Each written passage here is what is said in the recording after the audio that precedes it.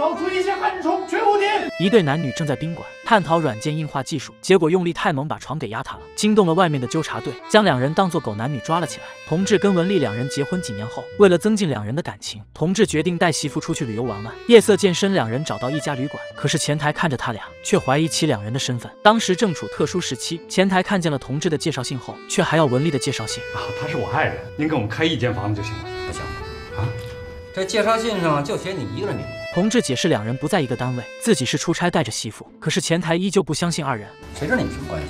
文丽见他这么说话，一时间也不开心了，于是拿出结婚证证明两人的关系。可是尽管看到了证明，前台却说文丽没办法证明自己是文丽。现在有很多人冒名顶替，你说你就是文丽，是他爱人，怎么证明？不管同志怎么辩解，前台就是不给他们开房。你再这么胡闹，我叫纠察队了。我告诉你，我看你这人还算是老实，怎么学着搞破鞋子？前台还说，之所以不相信，是因为文丽看上去很年轻，两个人根本不像是两口子。听得这话，两人都没忍住笑了。最终二人只能离开。大孩子妈呀！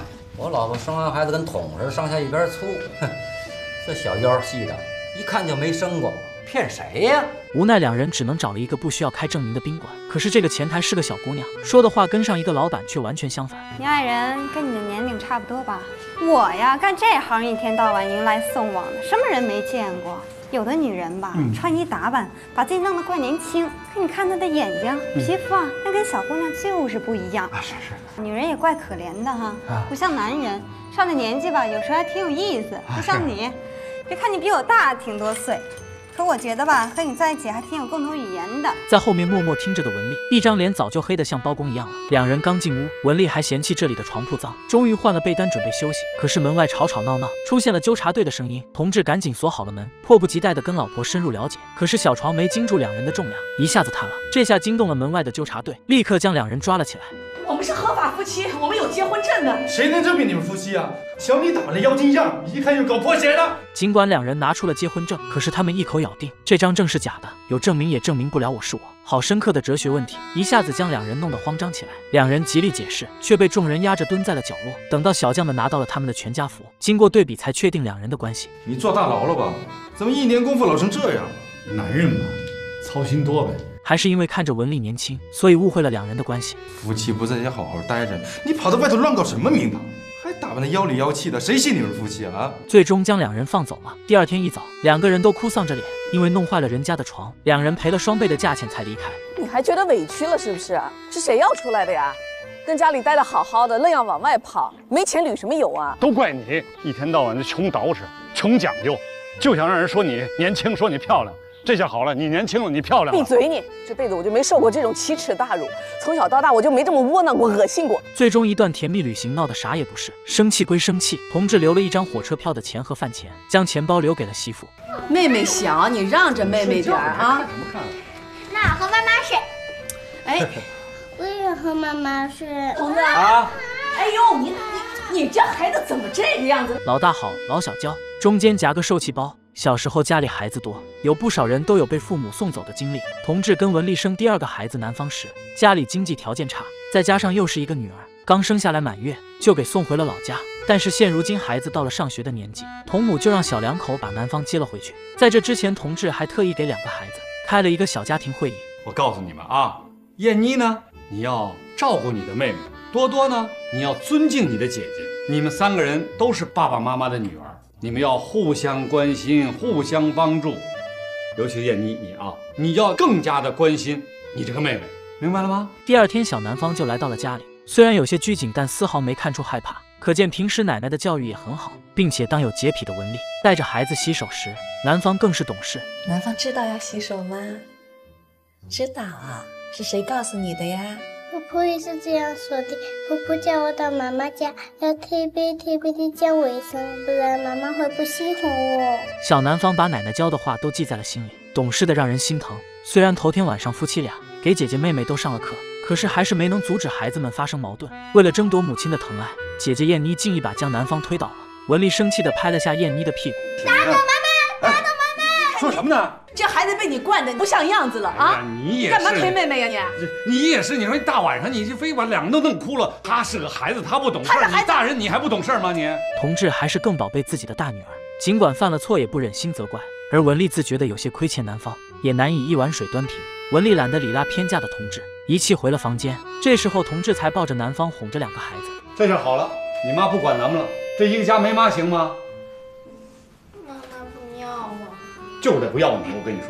催促着燕妮赶紧上去睡觉，可是燕妮却声称自己害怕，不愿意在上铺睡觉。这时年纪小的男方一声不吭，默默爬到了上铺。可是燕妮因为今晚的事情记了仇，第2天一群小孩玩水，她拿着水管对着男方一个劲的淋，最终导致男方发烧住院。文丽心疼地守着女儿，男方睡着了，嘴里还叫着妈妈，这让文丽更加心痛了。同志看见这一幕，也知道燕妮这次是真闯了祸了，关上门就严厉训斥了燕妮。爸爸不喜欢我，爸爸喜欢南方，爸爸还给南方买圆珠笔，也不给我买，爸爸还陪他玩。没想到这竟是孩子们争宠的把戏，相信很多人都有这样的经历，家里孩子多，总会有的时候会感觉到自己得到的爱没有对方的多，可是哪怕再公平的父母，也难以做到没有一丁点的偏袒。南方一来，爸爸就老骂我，还老对我凶，也不亲我，夜里睡觉也不陪我，也不给我讲故事。我不喜欢南方，我要爸爸喜欢我。原本是家里最受宠的中心，可是因为突然回来的妹妹，他认为是别的孩子夺走了属于他的爱。同志也心疼地抱住了大女儿，文丽却是因为觉得自己亏欠了男方，总是不自觉的就想多给他一些关注，可却不经意冷落了大女儿。但一家人就是一家人，很快燕妮接受了男方。正当日子要步入正轨时，同志的父亲却去世了。怎么样啊？有动静啊！我这俩停点，我够大动静的了，这已经挺膈应的，是不是？你在干啥子啊？自从同志父亲去世，他每天就郁郁寡欢，更多的是担心自己的母亲。母亲年龄大了，身体也不好。现在父亲去世，他更觉得母亲无依无靠，得不到照顾。他想把母亲接到北京来，可是又怕文丽不同意。文丽也是担心婆婆来了以后生活不习惯，难免生活上有些口角。可是看着同志每天愁容满面，最终他还是决定将母亲接过来同住。那我妈来了住哪儿啊？我都想好了，就在我们那屋打个隔断吧。为了迎接母亲，文丽还特意将卫生打扫了一遍。行了行了，擦擦就行了。哎呦，你妈有多挑剔，你还不知道，恨不得地板都照出人影来。合着你这么擦地是做给我妈看的呀？你这种态度我有点担心啊！你跟我妈怎么能相处好啊？提到这个，文丽不得不跟同志约法3章，要求同志要向着她说话。那你这个不能完全说向着你，万一你错了呢？我也还向着你啊。这家务活谁对谁错呀？我在你妈眼里那浑身都是毛病。我跟你说，你甭说别的，你得向着我，要不然我还不得被你弄什么整死。不管怎样，两人还是高高兴兴地将母亲接了回来。刚一见面，婆媳俩就有了不愉快。婆婆见了孩子，不禁疑惑起来：他这个个子比原来还小了哇，他来的时候还要高些了嘛？婆婆还以为眼前的孙女是自己一手带大的楠楠，听到文丽解释是老三，瞬间就不乐意了。我这么就跟你咋个说的嘛？我喊楠楠来接我的嘛。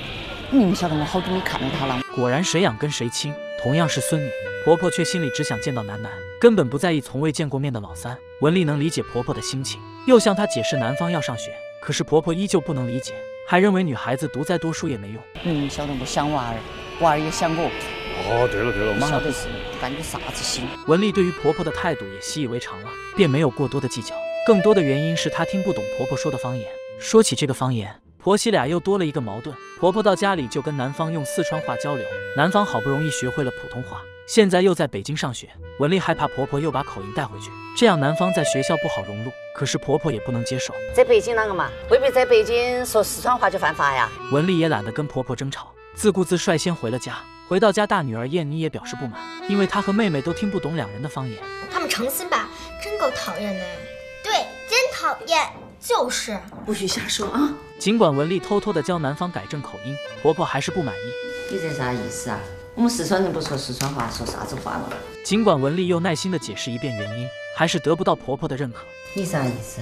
你不欢迎我来，你就直说。从我下火车到现在，就没看到过你一张好脸。还好此时同志下班回来了，他也把对话都听得一清二楚。他主动站出来替自己老婆说话，这才让婆婆没了话说。果然丈夫才是婆媳之间的润滑剂。文丽本来就是个明事理又孝顺的儿媳，有了丈夫的撑腰，她也更加的包容婆婆。两代人同住，难免会有摩擦，也有诸多的不便。这天文丽在自己屋里说话，突然发现了刚装的隔断墙根本就不隔音。你这样晃啊，晃出声音，我到外面去听的啊，我叫你晃你再晃。文丽再一次得到认证，晚上赶紧就拦住想要亲热的丈夫。那边听得清清楚楚的，你妈可真够沉得住气的，就跟那边住着没人似的。同志第二天就赶紧加固了隔断。他跟文丽正进行测试的时候，却被母亲撞个正着。你在干啥子啊？这下子同志跟文丽彻底放飞自我了。可是这个加固的隔断似乎并没有什么作用。